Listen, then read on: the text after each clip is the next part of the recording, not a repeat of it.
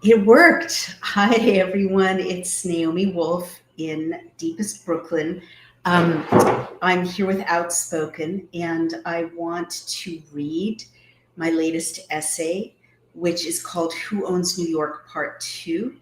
And the subtitle is Zohran Mamdani, the X Class, Soros and Car Apps, A Terrifying Reality. So we'll jump right in, and Loki wants to sit on my lap, and I know that it's fine with you guys, so he can go ahead and join us. Come on, Loki. So it starts out like this. I have not written for a while. I almost never get, quote, writer's block, and when I do, something is wrong. This is very interesting. Two of the sites that I usually stream to are telling me that they can't stream this essay. And I've been facing actually a lot of censorship recently since I went to the European Union and presented the Pfizer papers at the European Union. It's apparently completely censored by the European Parliament. This is the word on the street. I don't have that confirmed, but Europeans are saying that they cannot play that presentation, and so this is odd that two of the platforms I usually stream to on StreamYard, which is this platform, can't link to this essay about Zohran Mamdani. But I'm just going to forge ahead with little Loki as our mascot. I have not written for a while. I almost never get writer's block, and when I do, something is wrong. So I asked my mom, who happens to be a hypnotist, past life regression therapist, why. She had me, quote, check in on a deeper level than the conscious one. I realized that I was frozen in order to avoid writing this essay because the reality that I had discovered since having written part one of this three-part series regarding who really runs New York and its boroughs is so frightening and so overwhelming. But my mom pointed out that I and you all have taken on overwhelming odds before. She's right. So let's go. Loki, honey, why don't you go down on the floor so I can talk to the guys and girls. I left you with the warning that the much watched New York City mayoral race and the borough city council races are being affected scenes with their puppet candidate out front. Democratic mayoral race primary winner Zohran Mamdani is the symbol of those manipulations. Since my last update, Mamdani's lack of preparedness to lead a book club, let alone one of the greatest and most complex cities on earth, and his personal fecklessness have become only more flagrant. His ballyhooed, quote, scavenger hunt on August 24th, 2025, produced the least diverse assortment of New Yorkers I have seen in my 4 decades of living in this city, accompanied by almost no people who were not white in one setting in New York City. This was a crowd of white people as far as the eye could see. And of course, I link to the images. These 30-somethings wandered through the various stops set out by the Mamdani campaign.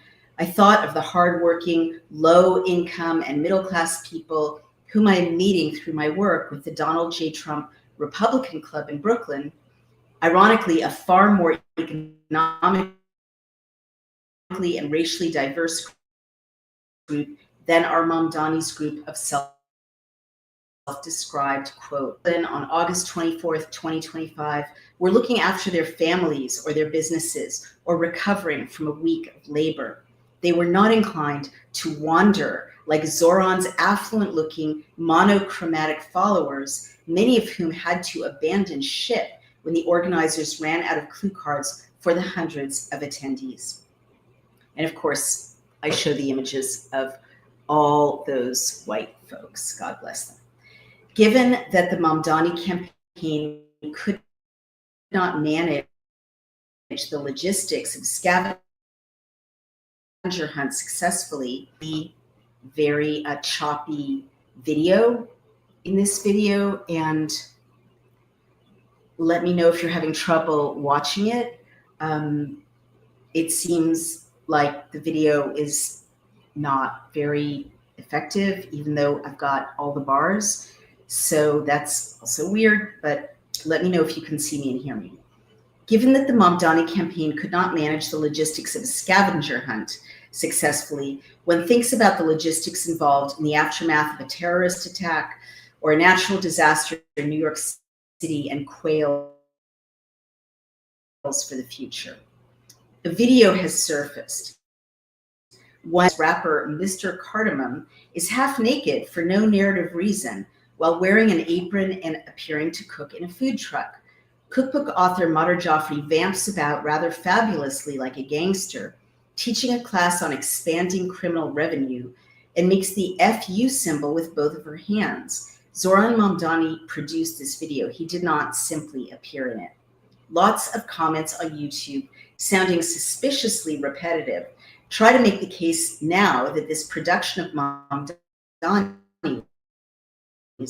and his appearance in it are not embarrassing and do not show poor half naked in a food truck, unhygienically wearing an apron. Hijinks. What may not be obvious to a general audience is that this video is the product of a specific global aristocracy.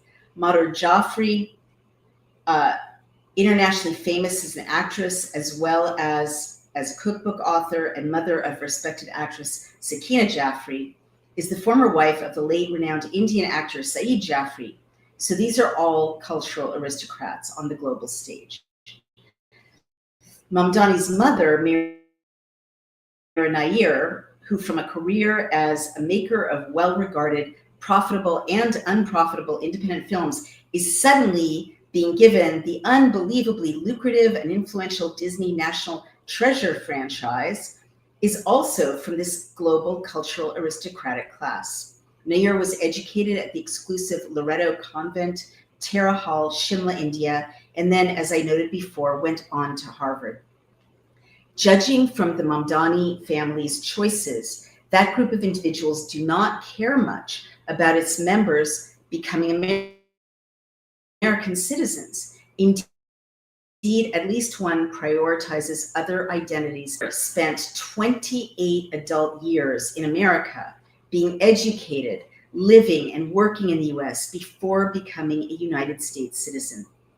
Nair's Ugandan Indian husband, Dr. Mahmood Mamdani, teaches at Columbia University, but is somehow also the chancellor of Kampala International University in Uganda. His latest book, tellingly perhaps, is titled Neither Settler Nor Native, The Making and Unmaking of Permanent Minorities.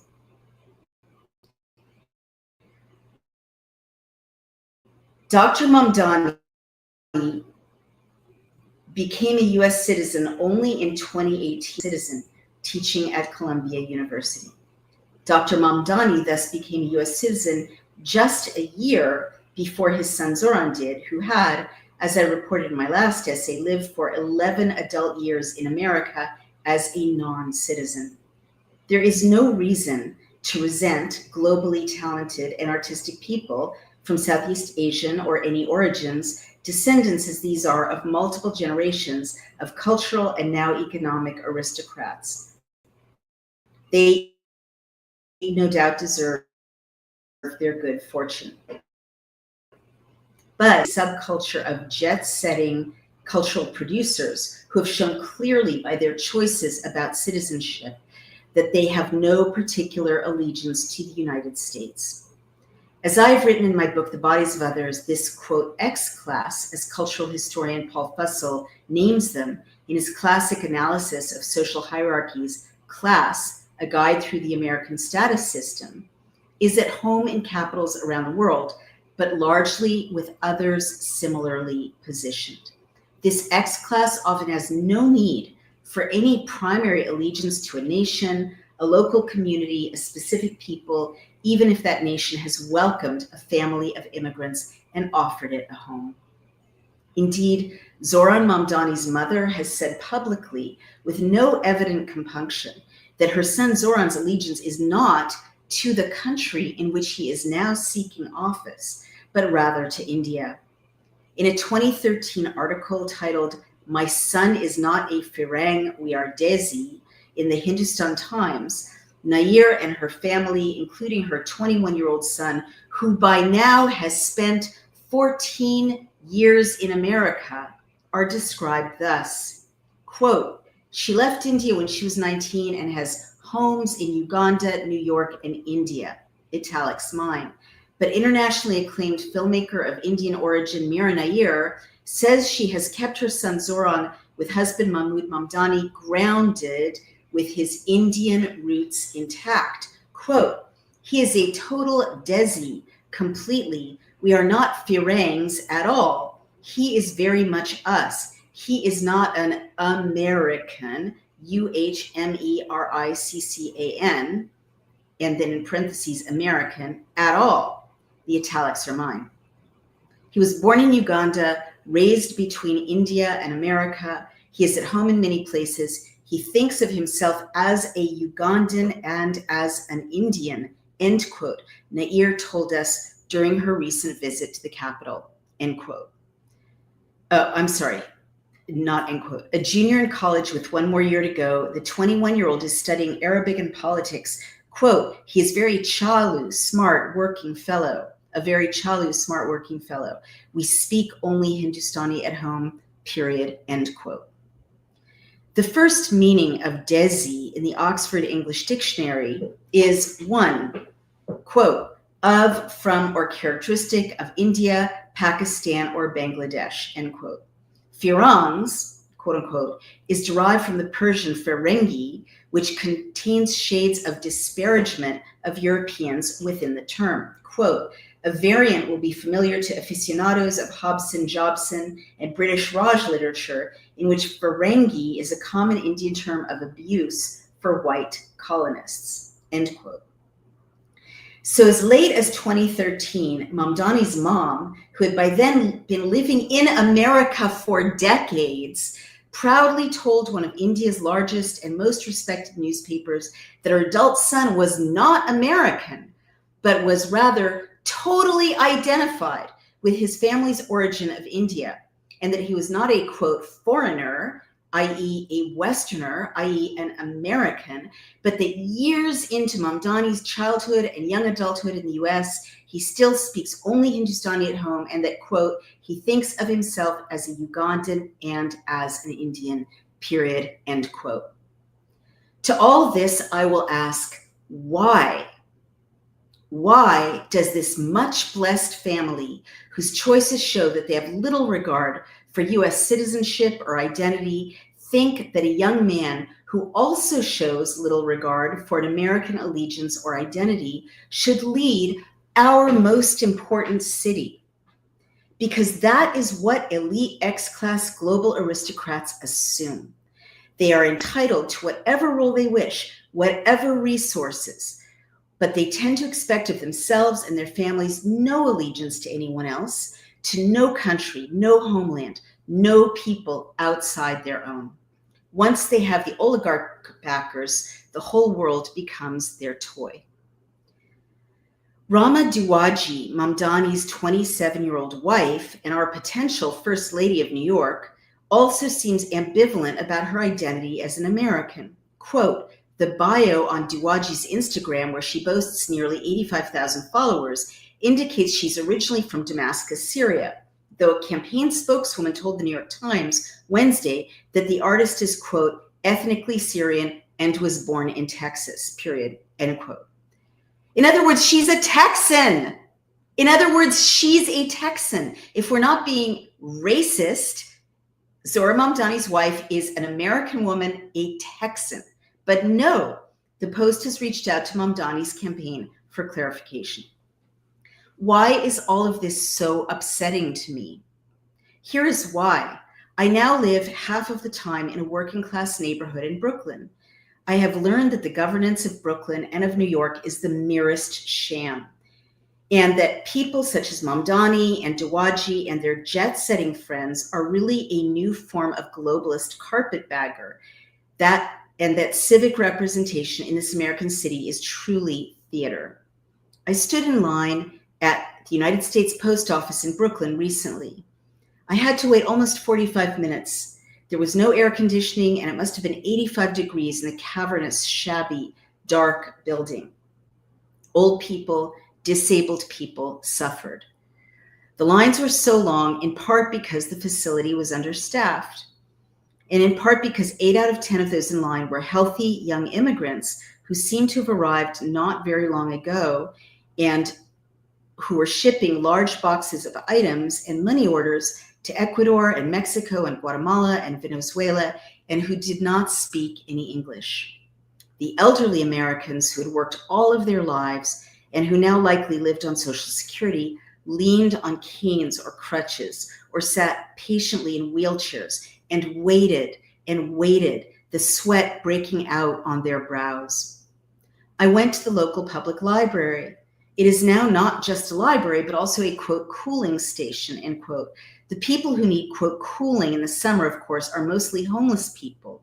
While I empathize, the problem with, quote, some NGO's bright idea, end quote, of turning a library into an unrelated cooling service offering is that the library quickly becomes not a library. Homeless, drug-addicted people talk randomly into the computer stations or break out abruptly into loud, alarming babble, or have arguments with themselves or with invisible persecutors. Children and teens stay huddled in the narrowly provisioned kids section.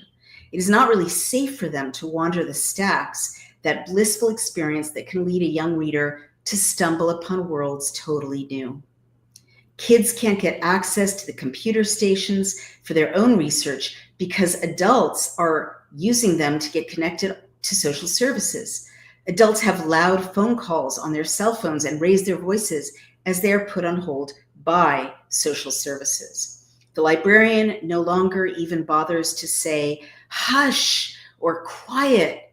Periodically, that startling, awe-inspiring demand for respect for the sanctity of a library honored from childhood's past. Because of the noise, it is difficult for kids to concentrate and to do their homework. They lose focus, understandably. They eventually goof around, play, fight, and chatter, and their homework remains open, uncompleted. The data on New York kids learning to read and do math is shocking. For some reason, charts stop in 2022 to 2023. In other words, before the pandemic kids' intellectual damage was quantified. But fewer than half of New York State kids, grades 3 to 8, are proficient for their grades in, quote, English language arts, or what we used to call reading and writing. And I'm going to show you a chart here. And what you can see is that those blue bars go not even halfway up to 100%, which is at the top of the chart. All right. So we have urgent needs in our own neighborhood. Our elders, our kids have needs. But I found that our Democratic representatives, part of this machine of globalist oligarchs, don't even bother engaging with the community's actual needs. I ran into an event in a public school playground, was that legal? Put out by my city council member, Rita Joseph. She came to prominence in protesting police brutality. Her event offered free roller skates. Her staff was very nice and gave me flyers. There were programs for illegal immigrants.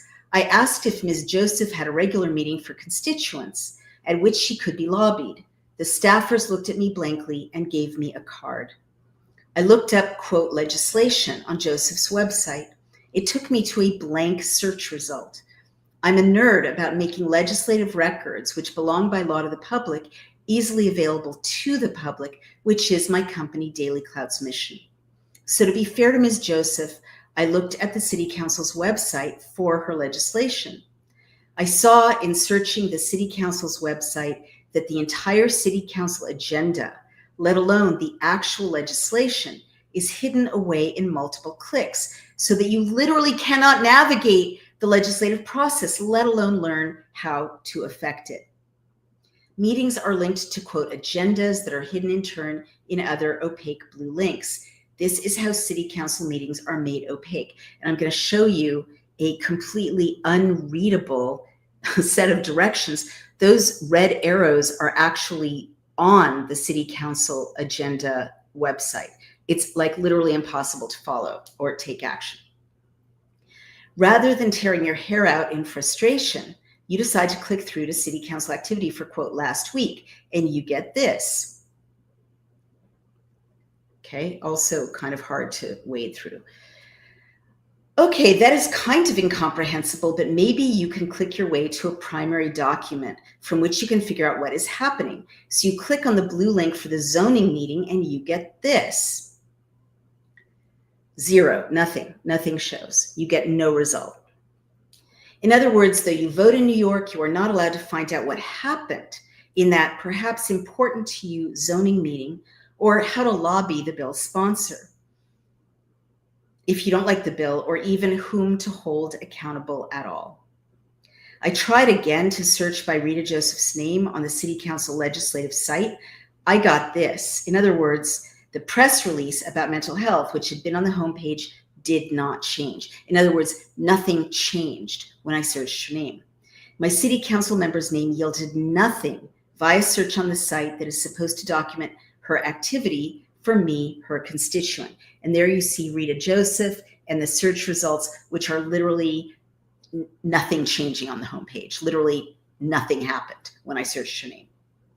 Thus are the people of the great city of New York and its boroughs mocked by hiding the legislation, hiding the work of the legislators, hiding where the meeting is held, hiding the bill text, hiding the outcome, hiding the sponsors. This noble city, with its billions of dollars in value changing hands continually, becomes unlobbyable by its citizens. I saw the same thing on the website of City Council member of Brooklyn's District 46, Mercedes Narcisse. This is the former nurse, pal of powerful Democrats, who has been in office for years and is being challenged by the candidate whom Daily Clout is helping to campaign, the mandated Republican school teacher, Athena Clark.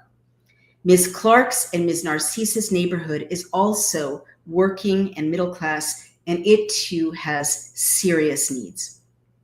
Ms. Clark has described to me, for instance, plans to which no one among the voters has consented, to have lithium battery factories placed in residential areas throughout District 46.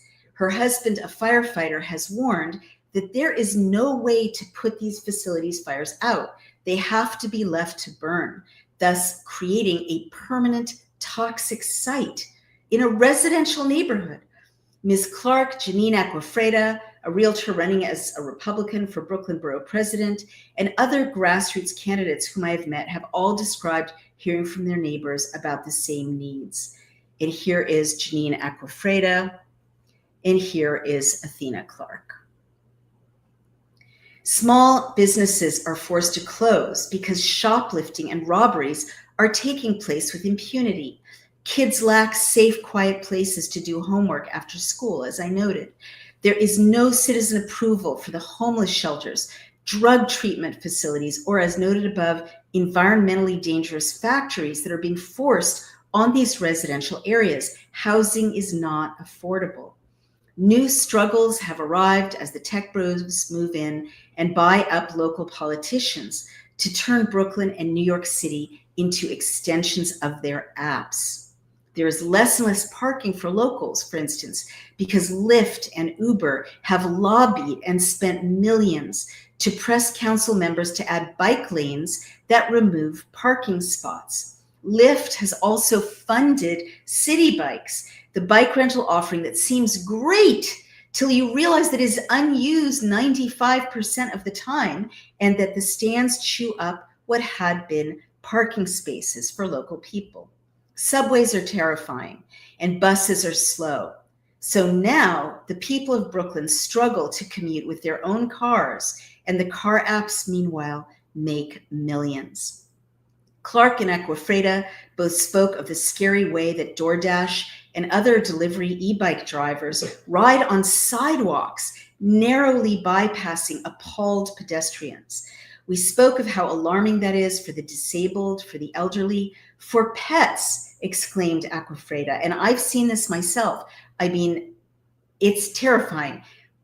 You know, a relative of mine walks with sticks. I'm not that mobile. Loki is a tiny dog. And literally, delivery drivers come barreling down the sidewalk on e-bikes, which is absolutely petrifying and very, very dangerous. In the before times, such riders would get tickets or even be arrested. Who handed over Brooklyn's pedestrian sidewalks and parking spaces to DoorDash, Uber, and Lyft? Could it be the council members funded by DoorDash, Uber, and Lyft? Uber New York City PAC spent $1.3 million recently on city council campaigns, and DoorDash plans to spend $2 million.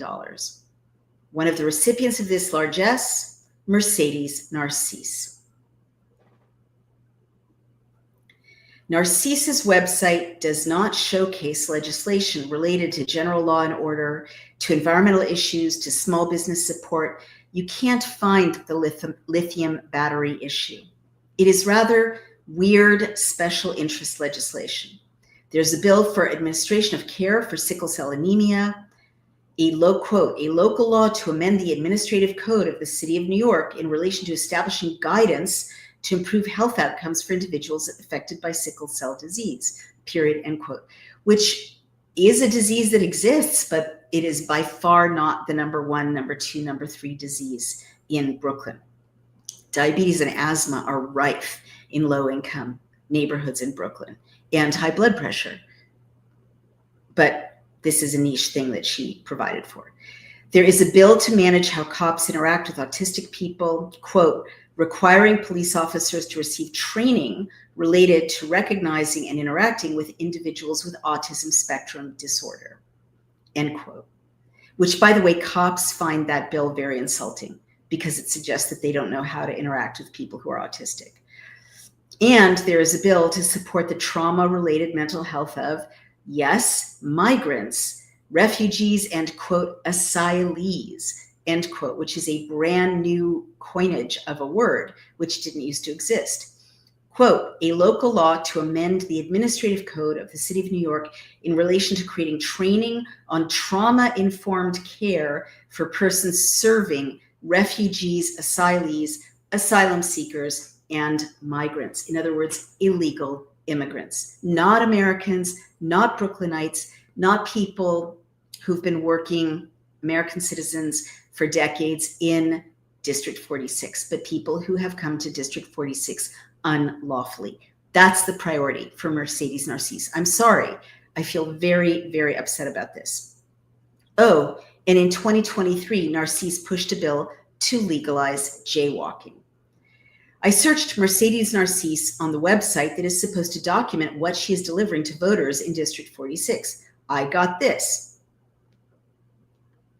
In other words, the exact same thing I got when I searched Rita Jacobs. In other words, Rita Joseph. In other words, exactly the same result as when I searched for Rita Joseph. The city council homepage did not change. It's fake. The city council legislative website is fake. It doesn't change. When you search Rita Joseph, it doesn't change. When you search Mercedes Narcisse, you can't find out what these city council members have done or are planning to do on the website devoted to the city council activity.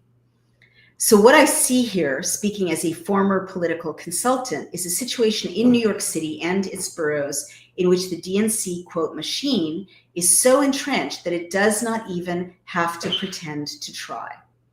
That is why I am so terrified of this machine that Mamdani represents. Mamdani, his invisible resume, and his bored white people stunts are just the banal packaging around an unholy alliance. Big tech, globalist elites, and the dark enactors of a theater of fake local democracy. The machine's dimensions are vast. A self-described, quote, white-collar felon turned whistleblower, the former CFO of the retail electronics chain Crazy Eddie, Sam Antar, who now helps law enforcement uncover financial fraud, wrote a magisterial expose, quote, the Soros-Mamdani connection, how 34 million in tax-exempt flows raise questions about charitable to political conversion, period, end quote. it's a clunky, complex title, but basically he's saying that millions of dollars are flowing illegally in violation of IRS law, which separates nonprofit activity where you get a tax deduction from political activity, and that these flows of money are violating those very careful separations that the IRS set up, that the rest of us have to abide by, that prevent people from getting tax deductions for funding direct political activity.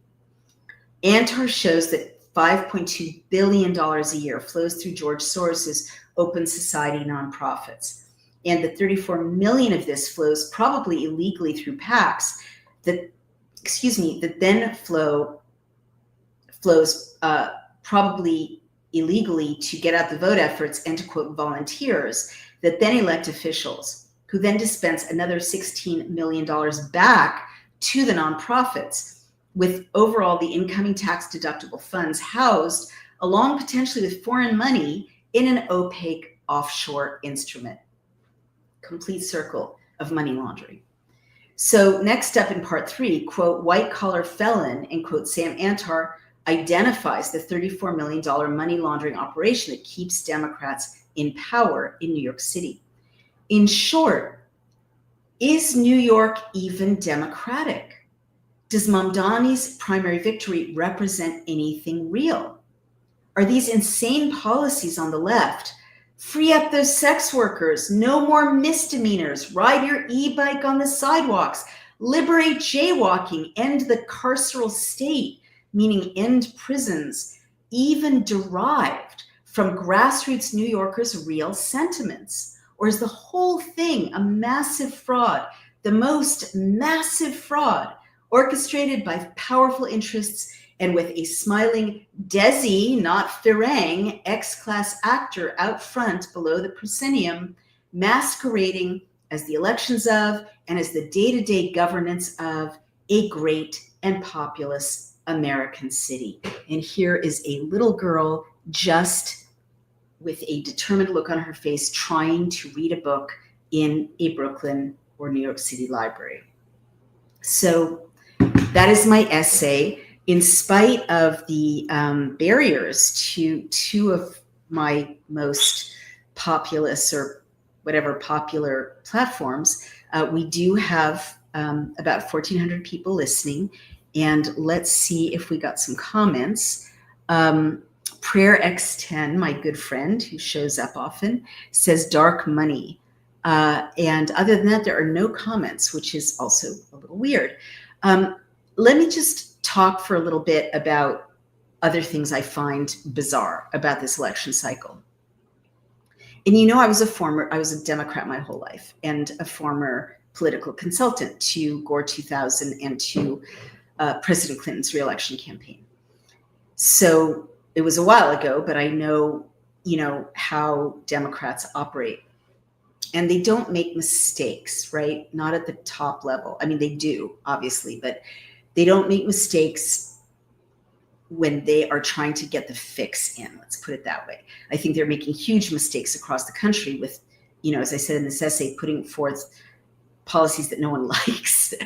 And that's why when you have real election integrity reform, which is part of the Republicans' platform now, and we did a lot of work to move that issue forward, it's much harder for Democrats to win. And when you don't let people vote without voter ID, or if they're non-citizens, it's much harder to win. These policies are not popular. They're not organically popular. But having said that, they don't make mistakes when they're putting together a strategy, right? Leaving aside the incredibly weird, unpopular policies. So the reason I mention that is, look at the New York mayoral race.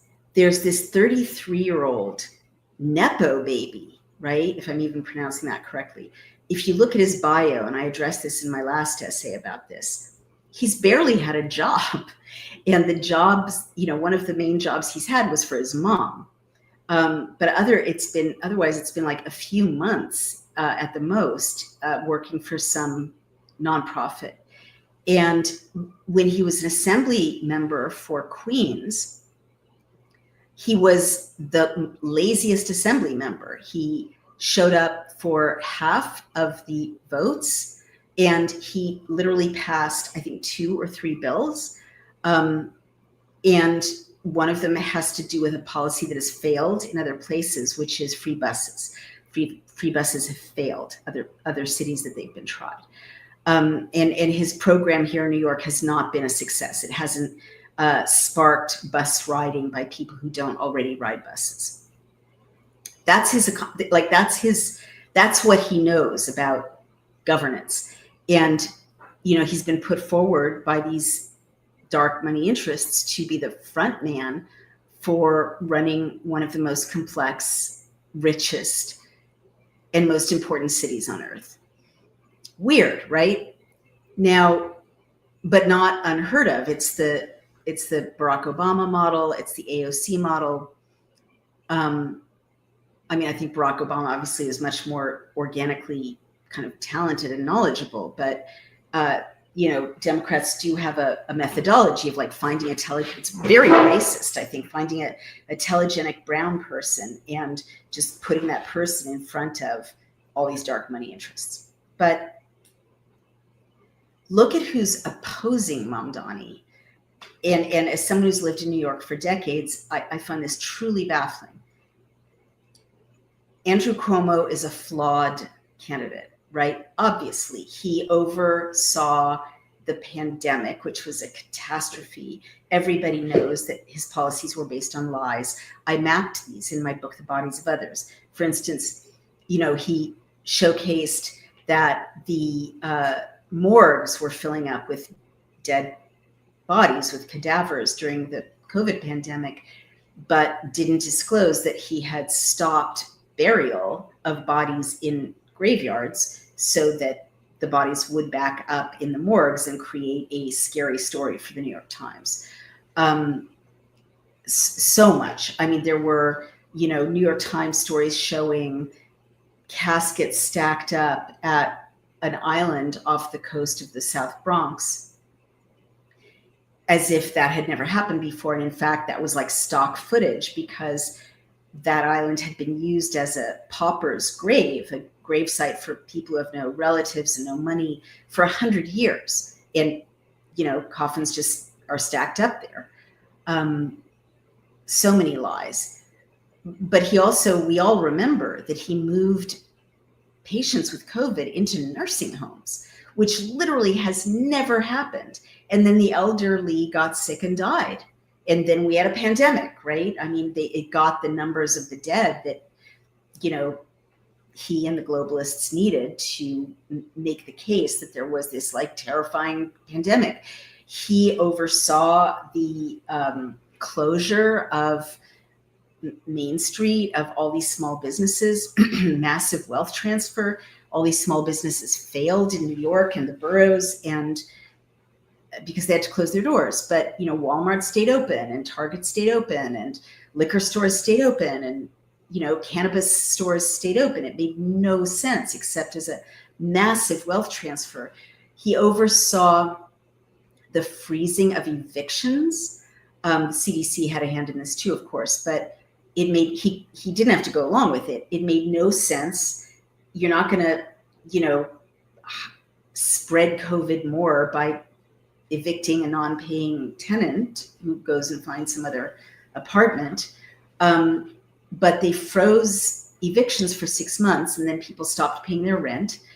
And then all of these small landlords who'd saved up for decades to have this one little residential property lost their properties. And in 1 week, and I witnessed this happening just after the new year, when the moratorium on evictions ended, you saw, what must have been all these evictions of people who hadn't paid their rent in 6 months. And then 2 weeks later, which is enough time for small landlords to paint and repair their apartments, all these apartments went on the market at fire sale prices because the landlords were desperate to sell. They'd run out of money because they weren't being paid rent, but they probably still had mortgages. And so who snapped up those properties? BlackRock and Vanguard. So he oversaw this massive wealth transfer. and the shuttering of thousands and thousands of restaurants, bars. He said people couldn't go to restaurants or go to bars based on a completely flawed, fake study of a Wuhan restaurant in the New York Times, which turned out to be nonsensical. All these bars and restaurants, small businesses closed. It was a catastrophe. Children stayed home for 13, 14 months. I mean, when you talk to Athena Clark, who's a special ed teacher, she talks about the learning loss of those kids and how they'll never catch up, and kids who can't speak well to start out with, not being able to see their it still gives me a chill when I describe this, not being able to see their teacher's mouth when their teacher's trying to show them, this is how you make an S sound, this is how you make an L sound, this is how you make an R sound. And so they're looking at a mask and they can't, develop their language skills. And these kids are still suffering and still behind. So Andrew Cuomo oversaw all of that. Yes, he was, ridden out of town on a rail for sexual harassment, allegedly. I'm never going to belittle other women's experience, but it I don't know. It seemed, who knows? Like, maybe he did, maybe he didn't. There was, to my knowledge, there weren't like formal legal motions. It was all sort of hearsay. I mean, I'll have to take another look, but I don't recall that there were lawsuits against him or, civil or criminal actions against him. So he got, sidelined. Now he's back, but he's obviously a flawed candidate. We all remember how awful it was. Mayor Adams, he's in charge now. He's in charge of the, people being set fire to on subways. He's in charge of the crime. He's in charge of the half the kids not being able to read at grade level. He's in charge of the homeless situation. He's in charge of the drug addiction on the streets. He's in charge of the trafficked children, who go through the subway system. I've described this, who are these kids selling candy on the subway system during school hours? Like, they are trafficked. Mayor Adams is in charge of this. The city hasn't gotten better under his mayoralty, and so he's running for mayor again. That's insanity.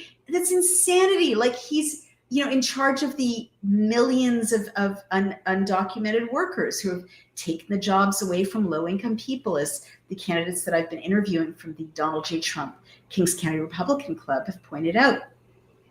Jobs that used to go to lower income or lower middle class Black and Hispanic youths are no longer available to them because DoorDash and Uber and Lyft are using undocumented workers, right?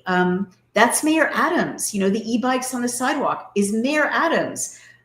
What the heck? Like the lithium battery factories being deployed throughout Brooklyn is Mayor Adams. That's a flawed candidate.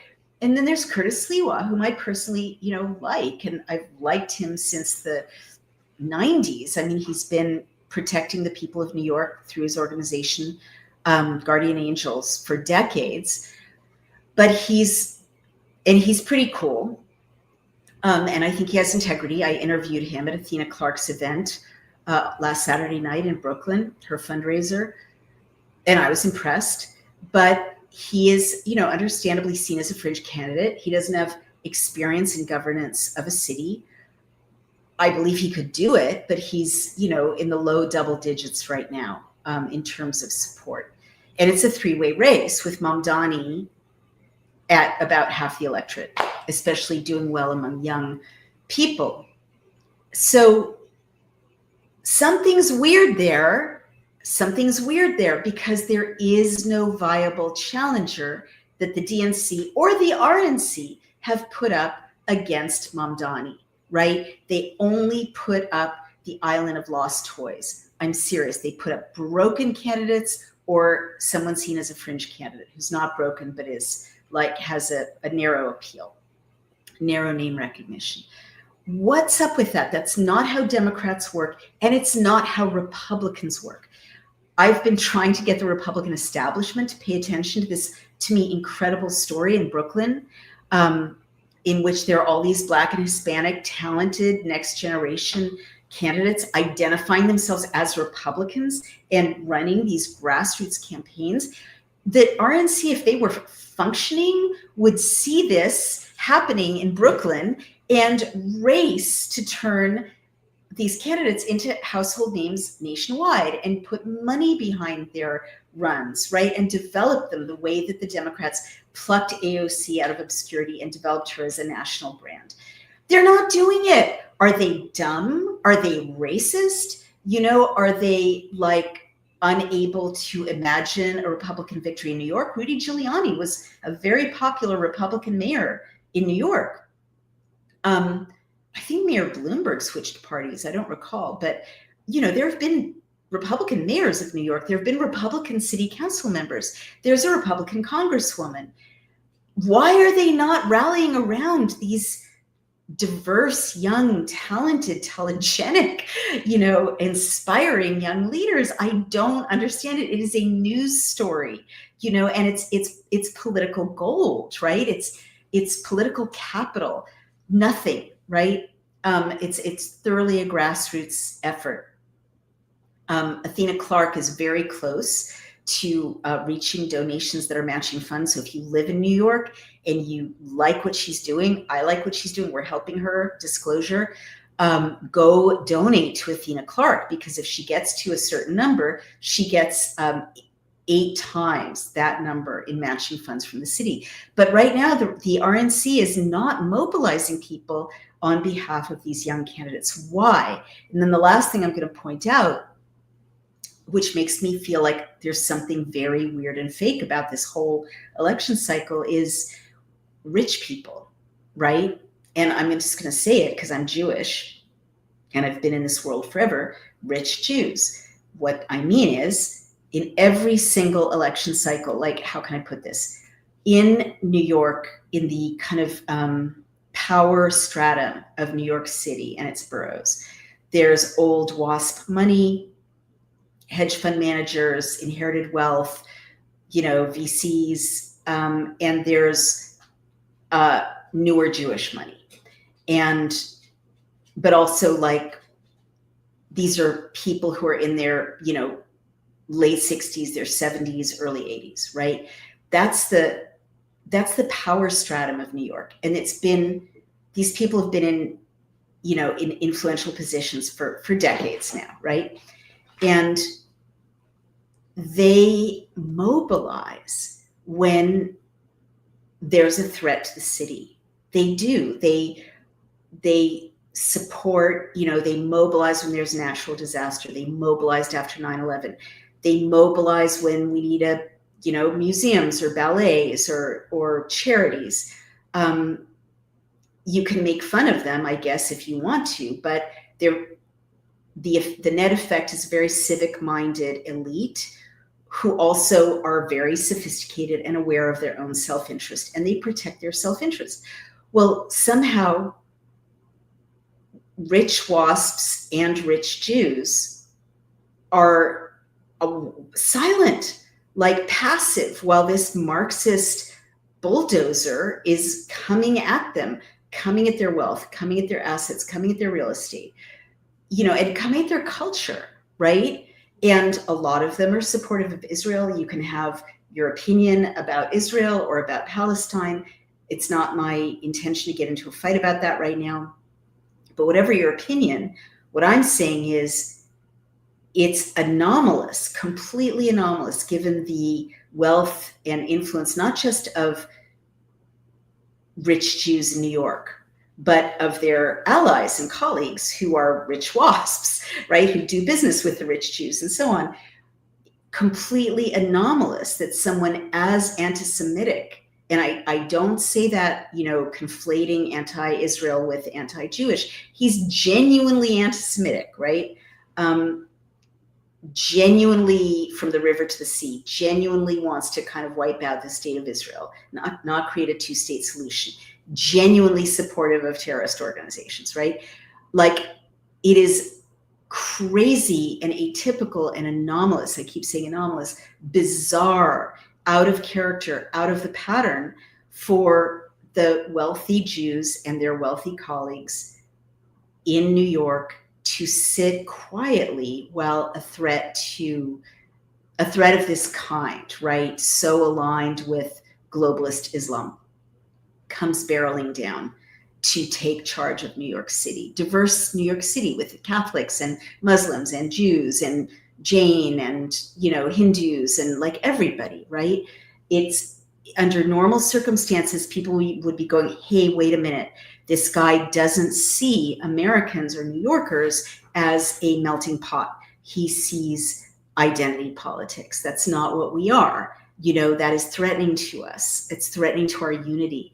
And specifically, it's threatening to a number of identities that are quite influential in New York politics. But it's like I feel about this kind of the way I felt about like the vaccine, in the sense that some people just went into a trance and didn't behave in a normal way and became kind of frozen or cult-like or passive, couldn't think critically.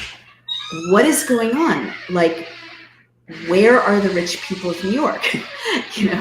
And I don't say that dismissively. I again want to restate, like, whatever you think about different classes and wealth distribution, for 200 years there has been an elite in New York that looked after New York, right, and looked after the interests of an elite in New York, looked after business in New York, looked after civil society in New York, looked after the opera and the museums and the culture and the ballet in New York. Where are they? They're like, literally under normal circumstances, you'd be seeing, ads in the New York Times or hit pieces. I'm not saying this is nice or pretty, but this is the way politics usually works. Or, a surprise candidate, funded, that could actually be a viable challenger to Mamdani, or, an ad campaign. Nothing. And no one's even talking about it critically. It's like you're not allowed to critique Mamdani. So I don't understand it. But in my experience with other things you're not allowed to critique, it's, deep, deep, deep wealth, deep, deep, dark money, and also interests that may be beyond just the rich people of New York, right?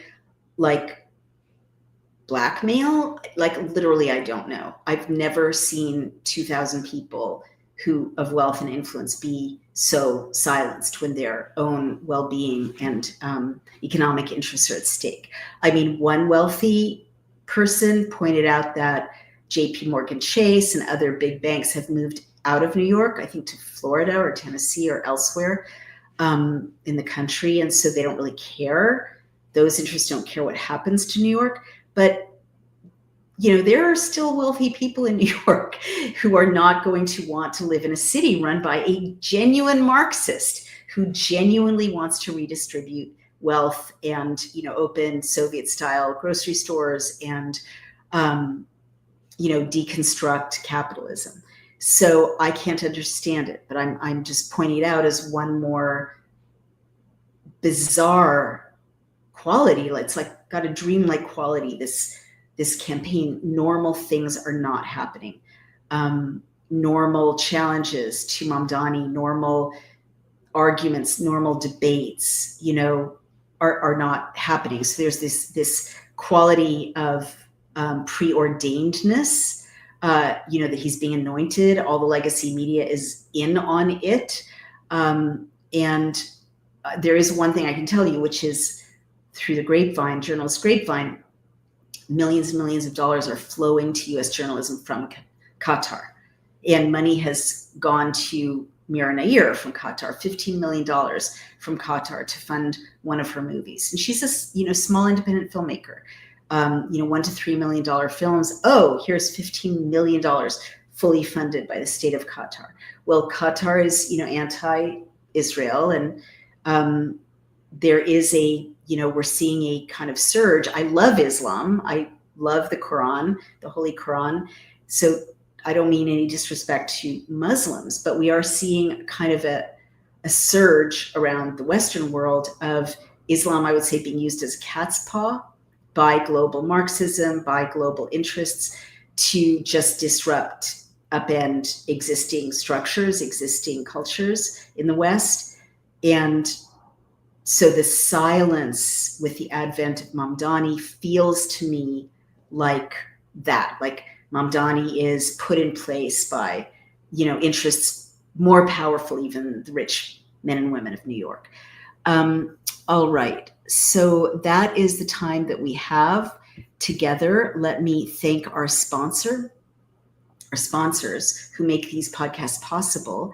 If you and your partner are struggling to conceive, if you took the COVID vaccine and there may be a cause for concern, you're not alone. A recent study led by Danish researcher Dr. Vibeke Manniche analyzed birth data from women aged 18 to 39 over a 2-year period starting in 2021. The findings suggest a significant decrease in birth rates among vaccinated women, with data indicating a reduction in egg count by nearly 60%. Oh, it's so sad. Since 2021, fertility rates have significantly declined in many regions around the world. This is what I was in the European Parliament this past week presenting this information from the Pfizer papers. The wellness company created the 3-in-1 Ultimate Spike Detox, crafted with 100% natural ingredients, specifically designed to help your body clear harmful spike proteins, reduce inflammation, and support overall health. Don't wait. Experience the only formula approved by Dr. Peter McCullough, a top freedom-fighting doctor who risked it all. Head over to dailyclouthealth.com and use code DailyClout to get 10% off plus free shipping. Also, Native Path. I love this product too. Are you ready to move easily and independently without pain or stiffness holding you back? Do you want to look in the mirror and see a plump, hydrated glow instead of more lines and wrinkles? Discover Native Path Collagen, made with only types 1 and 3 collagen fibers, the 2 most important types that make up 90% of the collagen in your body. Found in your cartilage, bones, skin, hair, nails, and gut, types 1 and 3 provide maximum benefits without the need for fillers or additives. Native Path Collagen is a single ingredient formula with no artificial sweeteners, plus it's third-party tested for heavy metals, ensuring purity and safety. Totally flavorless. Native Path Collagen can be added to anything. You can add it to coffee, smoothies, oatmeal. Its peptide formula makes it more bioavailable, meaning it's absorbed more easily, and it mixes perfectly without clumping. I do love this stuff. And the best part, Native Path offers amazing bundle deals. You can get 3 or 6 packs at a fraction of the price of other brands. I know this is true because I ran out of Native Path recently when I was traveling, and it was so expensive and the other brands just didn't work as well. With over 4 million jars sold, 1 million happy customers, 8,000 5-star reviews, and a 365-day no-risk guarantee, Native Path is a trusted choice. Plus, they offer an 800 number for any questions about usage, recipes, or ingredients, and you will speak to a real person ready to help.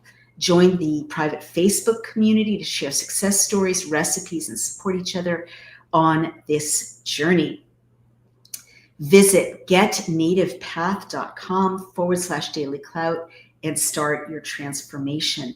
That is, getnativepath.com/dailyclout. You will love that stuff. It is so wonderful for your overall health and mobility and skin and hair and all those good things that we need to take better care of as we get older.